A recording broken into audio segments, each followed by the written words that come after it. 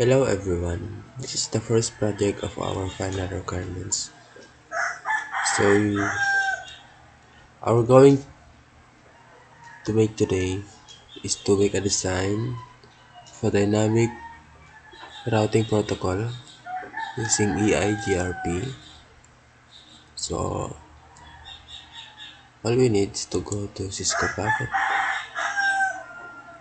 and now we can all start it. Now we are using PT router. We're gonna use 3 PT router. Okay.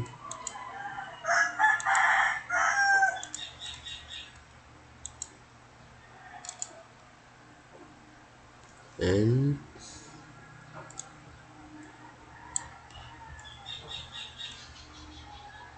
3 switches. We need 20 we need is 2550-24 switch because we gonna connect more PCs in one switch, like 7 PCs. Let's put 7 PC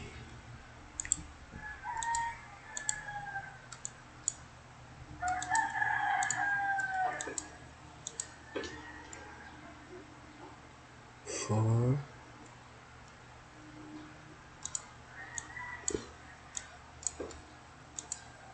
5, 7. Now this is our first 7 and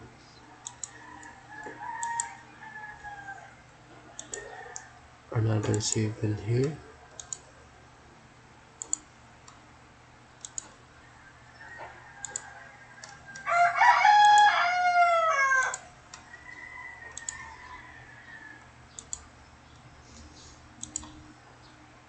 7, 6, 7,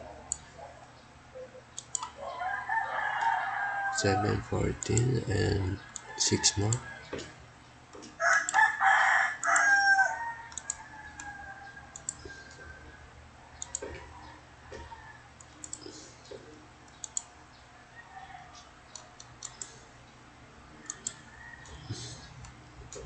6, such as 6.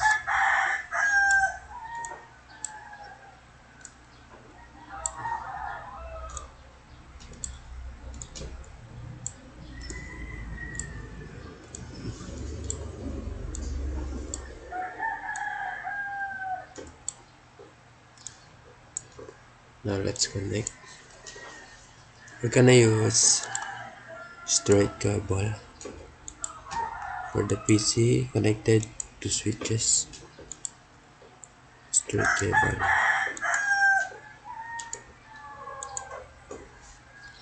Wait guys.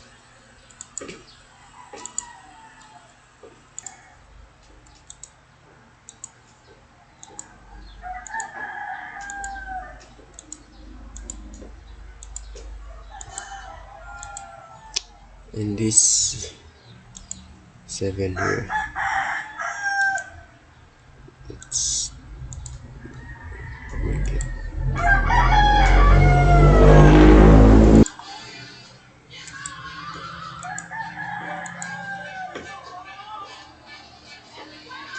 Wait. This is 1, 2, 3, 4, 5, 6, 7. And 6 here. 6 more.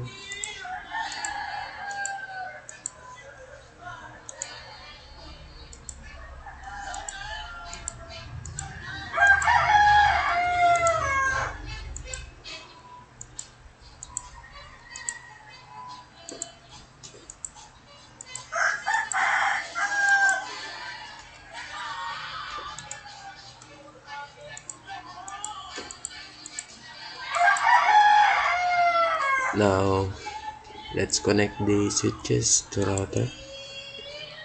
Also we need straight through the cable gonna cluster it to 0, and the other one set to 0, and the other one set to 0.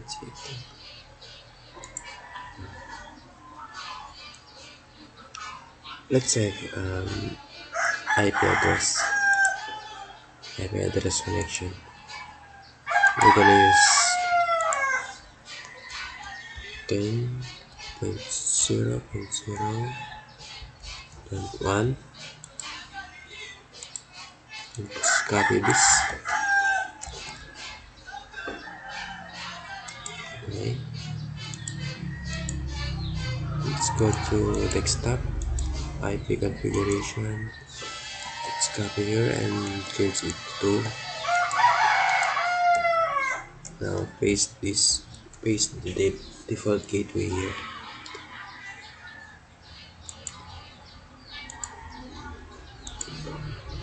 We need to insert this to the 7 spaces. 3.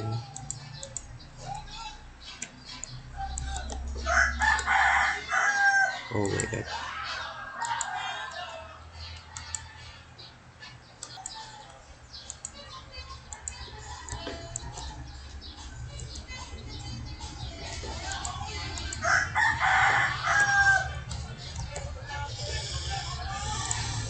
Okay, let's try to connect this PC to PC.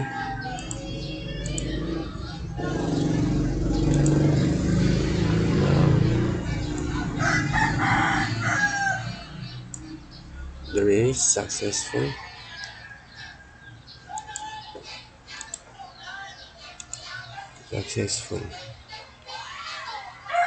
Now let's do the other router here. It's the same router here. Let's just put fast Ethernet 0 IP configuration and default gateway, which is 20.0.0.1.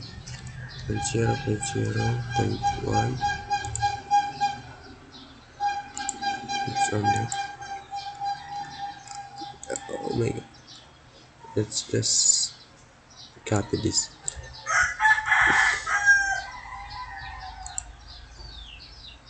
Then desktop IP configuration, change it to 2, and the default gateway. We're gonna do this all this 1, 2, 3, 4, 5, 6, 7 PC. We're gonna insert that default gateway. Now let's do desktop IP configuration. Paste the gateway, change 3, and then the default gateway. Now it's gonna go fast forward, and now we are all done into the default gateway of this router 1. Let's go in router 2. So let's just do that again. Okay, gagawin lang ulit natin yan. Maglagay lang din po ulit tayo ng pang default gateway dito. Paste na natin. Palitan natin to ng 30 kasi iba-iba dito sa kakaibang router. I-copy lang din natin yun. Tapos gawin lang ulit natin dito yung ginawa natin sa kabilang router. Yun ba last? Ayun na nga po, tapos na po tayo sa paglalagay ng default gateway sa kada PC dito.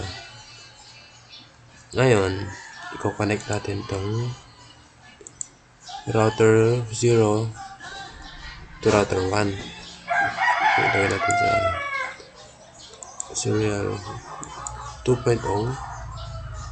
Then serial 3.0. Ngayon maglagay tayo ng default gateway dito, IP configuration, para mag-connect ang dalawang router. Ilagay natin ng 192.168.50.1. Ito natin to ng 2 million. So,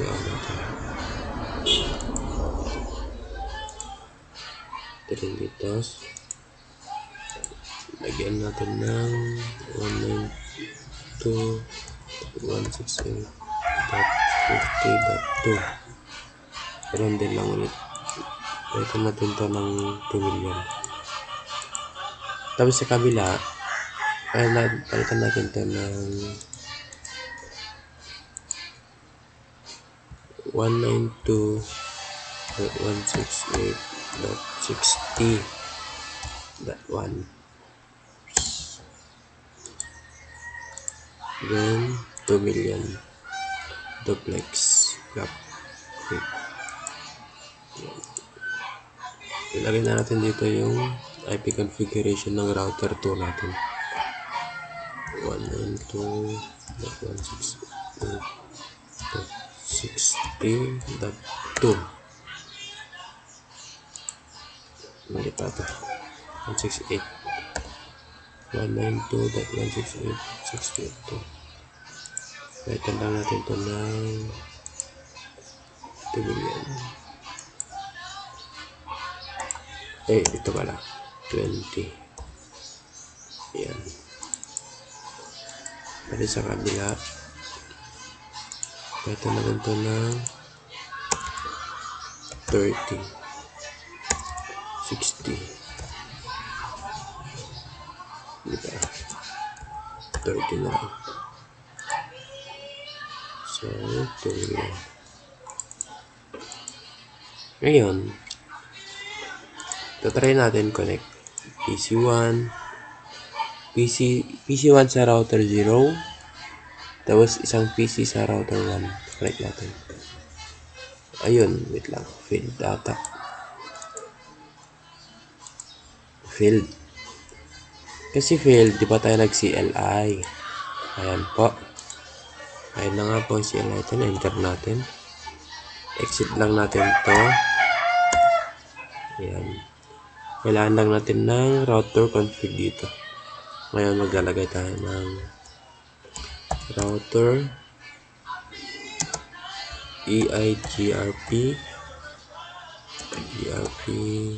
1. Enter natin. Lagay tayo ng network.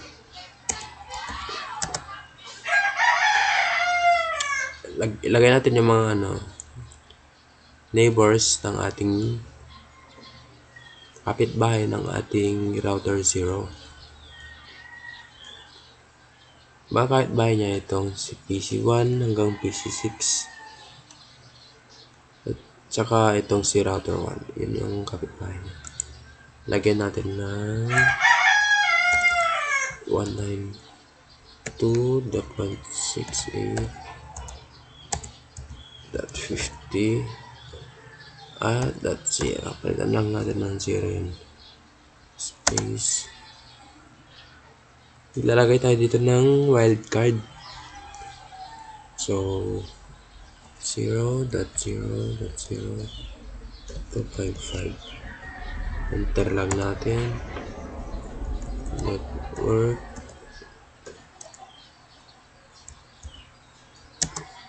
Lagay natin yung gateway nito. So, 10.0.0.0. Then 0.255.255.255. Enter natin. Tapos exit. Dun sa kabila, ganoon din. CLI din tayo sa kabila. Enter lang natin to. Exit. Lagay tayo ng router. EIGRP 1. Enter. Tapos lagay tayo ng network para sa kapitbahay ng router 1 natin. So, ito, tatlo ang kapitbahay niya. Itong mga PC, tsaka router 0 at router 2. Yan ang kapitbahay niya. Ngayon, lagay tayo. Network 192.168.50.0. So, lagay tayo ng 0.0.0.250 para sa wildcard. Enter natin. Enter lang ulit natin. Then, sa router 260, balikan lang natin to. Enter lang ulit. Lagay ulit tayo ng network para sa connection ng PC tsaka router. 10, ay hindi pala yun. 20.0.0.0. Enter natin. Sa wildcard naman, 0.2.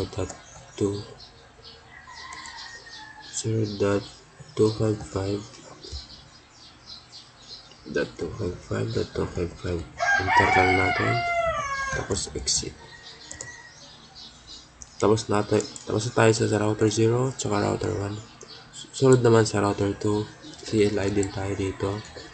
Pero lang din ulit parang sa router 0. Exit lang natin to. Enter pala. Sabay exit. Enter. Lagay tayo ng router. EIGRP 1. Tapos network. Lagay natin yung kapitbahay niya na si router 1. Si router 2, kapitbahay niya ay si router 1 tsaka itong mga PC. Yan. Hindi na niya pwede kapitbahay itong router 0 kasi meron na to. Tapos ilagay natin ng IP configuration ng router 1.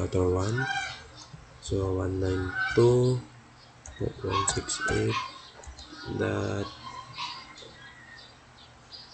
is this. That 60 ba yun? Kaya 60.0. So sa wildcard 0.0.0.255. Enter lang natin. Enter. Arrow up. Enter. Arrow up ulit. Tapos palitan lang natin tong 30.0.0.0. Enter 0.255.255.255. Enter. Saka exit. Ayan, tapos na tayo sa CLI. Connect na natin. Try natin. Fast forward lang natin para sa mga gusto matapos agad. Connect natin si PC1 galing kay router 0. Connect natin kay PC13 galing kay router 1. Ayan po, progress. So failed siya. Forward lang natin. Connect lang natin ulit. Failed pa rin. Connect natin ulit. Successful na siya. So forward lang natin. Ayun na nga po. Connect natin si PC1 na galing kay 0, router 0. Connect natin siya kay PC13 na galing kay router 1. Try natin. Ayun, successful. Tapos try naman din natin to. Si PC1 galing kay router 0. Tapos connect kay PC14 galing kay router 2. So it's successful. And this is how you do the dynamic routing design. using EIGRP, and thank you for listening and watching.